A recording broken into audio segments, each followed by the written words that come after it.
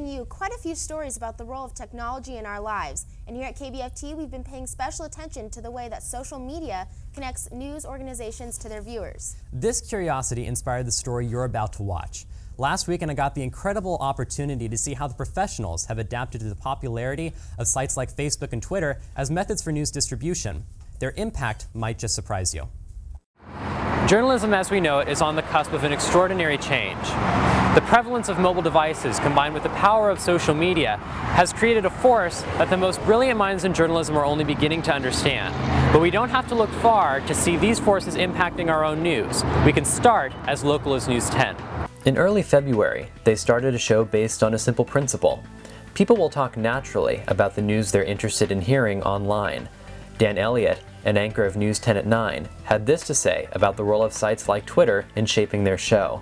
It's huge. It's huge. I mean, when we plan the show every morning, one of the first things we look at is what's trending on Twitter, and then also what are people commenting on our Facebook page. Which story is generating the most comments? Social interaction is huge. In fact, that's what we want the show to be all about. He explains that, increasingly, people check Facebook and Twitter long before they open a newspaper or flip on Channel 10. But adapting to the way that viewers now consume the news is only part of the story. In order to even survive in this ever-changing world of television, social media plays an integral role. That's Jeff Maher, who checks what's trending online to generate discussion during the show. But he also explains internet technology creates a gateway for eyewitness content. It was only for journalists to report on stories. Now you can just take out your iPhone and if you happen to see something that you want to report, you take it out, you shoot video, even give some commentary, and you send it in. In essence, most people can create their own basic stories. And in fact, some news organizations like National Public Radio have actually invested in mobile technology that they use in their own broadcasts. Joe Barr is the news director of Capital Public Radio at Sacramento State. With the iPhone, we can have a reporter out in the field almost anywhere, and there's an app that anybody can download, and it gives us a broadcast quality sound from somebody who might be out in a field somewhere, as long as there's a 3G connection. Believe it or not, you might have already heard this software in action without even knowing it. When President Obama announced Osama bin Laden's death early last May, NPR's Jeff Roberts coordinated an entire live segment on his iPhone. He discovered on Twitter that revelers were planning to gather at Ground Zero and produced his entire report with no engineer and no professional equipment. But that's not all mobile technology has to offer NPR.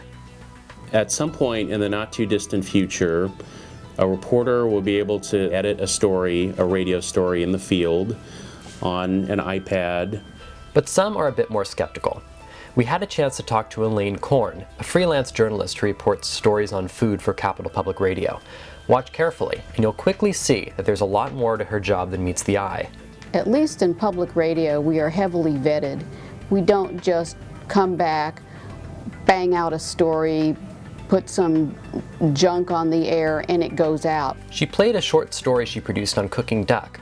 While we watch the cursor pan over the audio track, she gestures the rise and fall of the different sounds with her hand.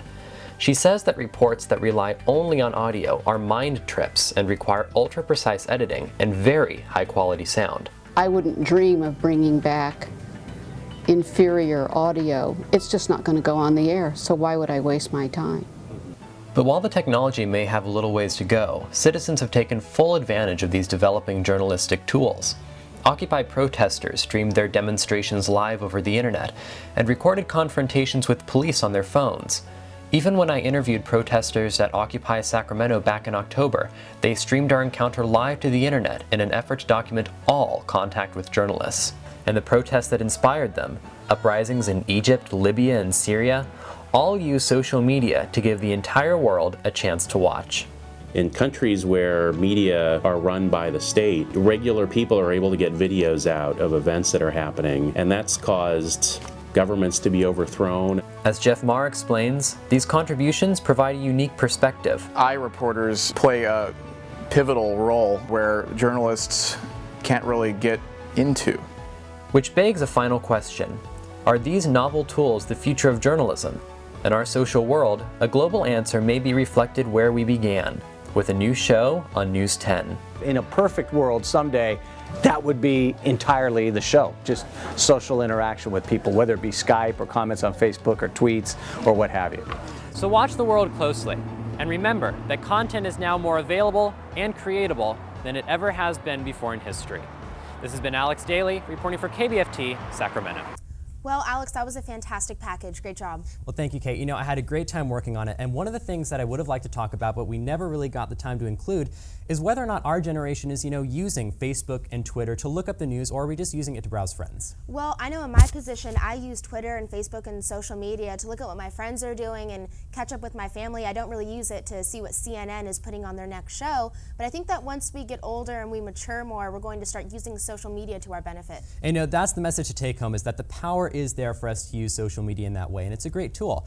And there's another element to this story, and that is that social media isn't only being used to consume the news, it's also being used as a conduit between the public and news organizations like NPR News 10, like the Reno air crash. First reports came off of Twitter. But that raises a question, how accurate and credible at the end of the day is a 140-character tweet?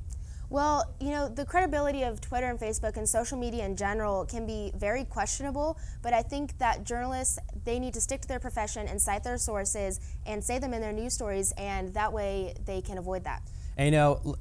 And that's the most consistent thing. That's what everybody we talk to has been saying, is that this isn't going to defy journalism, it's simply going to make it more powerful. We just got to stick to the ethics that have been there since, the very first newspapers ever published. Check your stories.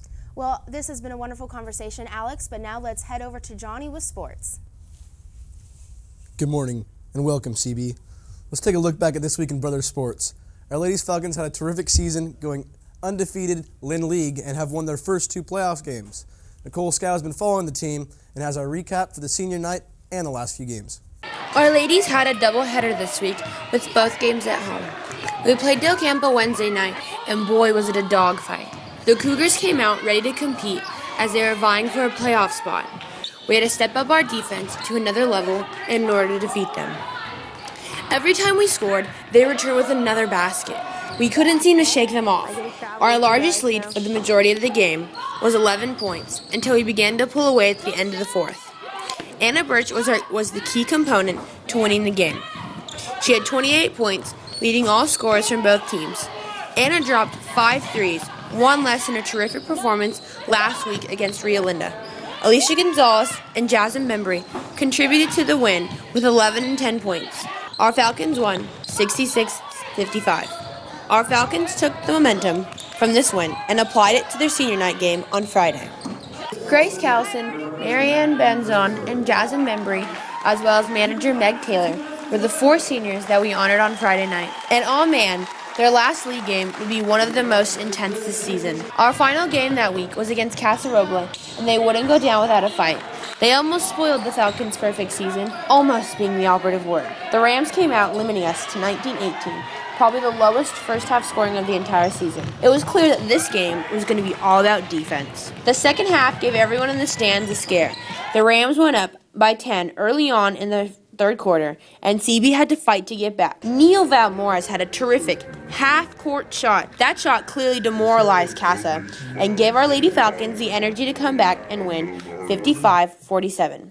Our top scorers were Alicia Gonzalez with 18, Anna Birch with 10, including a 3 that put us up permanently in the final minutes, and senior Jazz Bembry with 9. Coach Ron Goy decided to honor our girls, letting each one of them cut down a piece of the net. The Nets have been up since 1990, when CB became a co-ed school. It seemed fitting, since this was the ladies' first league championship in all their time here. With the Nets coming down, it symbolized a fresh start, not only for playoffs, but for the following seasons to come. This past Tuesday, the 21st of February, marked our ladies' first playoff game. They battled against the ever-intimidating Valley High School, but that didn't stop us from coming out and creaming them, almost beating them by 30. The first half of the game was actually close. Valley looked like they'd come out to play, but our Falcons stepped it up and their shots began to fall. We began to pull away out at the end of the half, giving us good momentum into the third quarter. We permanently pulled away, going up by 19 by the end of the third quarter. And at the fourth quarter, we put the pedal to the metal to prepare for the game on Thursday. Thursday marked another important game, this time against the number 7 seed, Benicia. But yet another team crumbled to Our Lady's style of play. Anna Birch set the tempo quickly, scoring the first 11 points off of 3 threes and a pull-up jumper. But Benicia was not going to go down easily. They played 3 tough quarters, but were not able to maintain their energy. Christian Brothers went up, and they never came back down, beating the Benicia Panthers 55-42. Anna Birch was the key component yet again for this game, with 22 points. Alicia Gonzalez trailed with 11, and Neil Valmores rounded off the top 3 scorers with 7. Our Ladies travel to Cosumnes Oaks next Tuesday for the Final Four battle. We better see you all in blue.